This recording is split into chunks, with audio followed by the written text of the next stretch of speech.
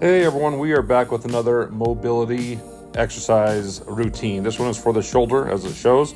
We're going to start off with both the scapular cars and then get into shoulder cars. So scapular cars, we're trying to move just the shoulder blade through its entirety of range of motion. So that means elevation, retraction, depression, protraction in a smooth circle. You're going to see it from both sides here. When we do these per day, we're doing 3 to 5 reps per time.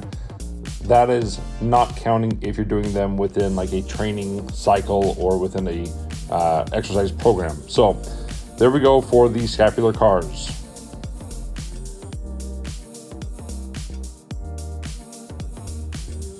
If we continue on, we go to shoulder cars where we're going through its entirety of motion again.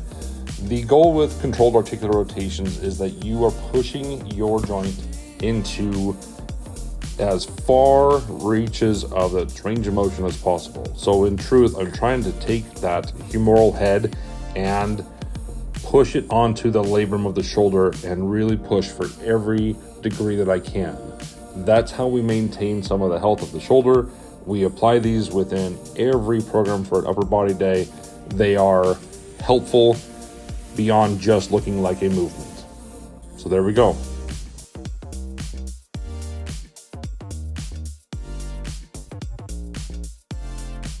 I'd love to say that I made this exercise up, but I'm sure that I didn't. This is a pec stretch that is done on the ground. So one arm off to the side, one arm into a push-up position, and we push that the one arm up into the air.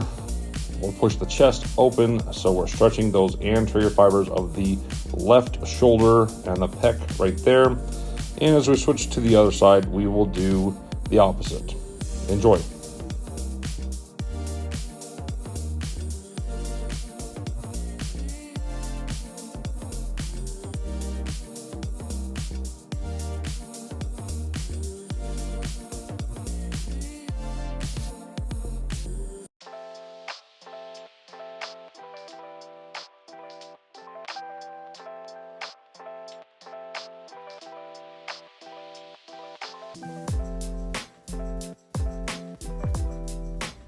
Scapular push-ups are a way to move those shoulders through protraction and retraction. So again, we are trying to get just the scapula to move around the thoracic cage. It says 2 sets of 10 for posterior shoulder loading or posterior capsule loading of the shoulder. As you see, we're going to go into almost a side plank support onto our elbow. The torso is floating, and then we really load that posterior shoulder by rotating into that support arm and then lengthen that tissue as we go back down to the ground. Shown from the other direction so you can see that we're up. We will rotate into the shoulder and then slowly go back down. If you've ever done eccentrics of the shoulder, this would be eccentrics for that posterior capsule.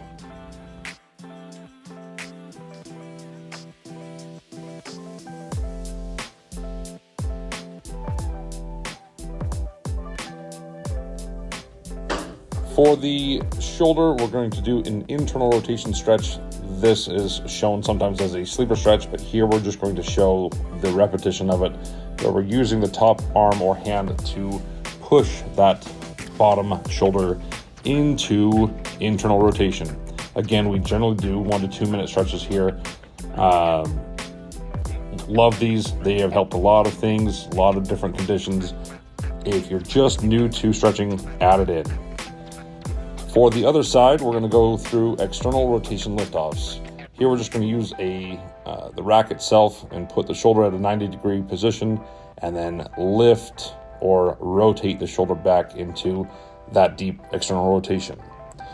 Shoulder capsular cars are done here. We're going to have a vector where that shoulder is supported on the knee, and then we go through rotations of the shoulder. We could pick multiple vectors to do this in. Today we're just showing it from this kneeling position. The kettlebell arm bar is a staple for many things within the shoulder itself. You're going to see that we're going to begin rotating the shoulder while it's loaded, and straight the whole way through. From shoulder, elbow, and wrist is all one straight line. We put 3 sets of 10 on here. This can be done more as an actual exercise. It is a beautiful movement. If you've not done it, I suggest giving it a shot with a comfortable weight for you.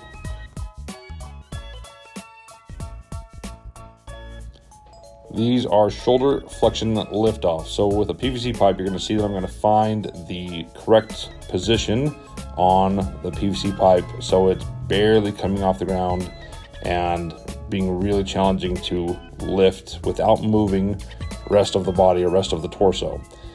These are done trying to lock rest of the body into that position. So I'm almost putting my hips on my heels there so I can be really locked into place. From the front, this is what it would look like. Again, we move the hand up to a position where we're barely coming off of the ground with the end of the PVC pipe.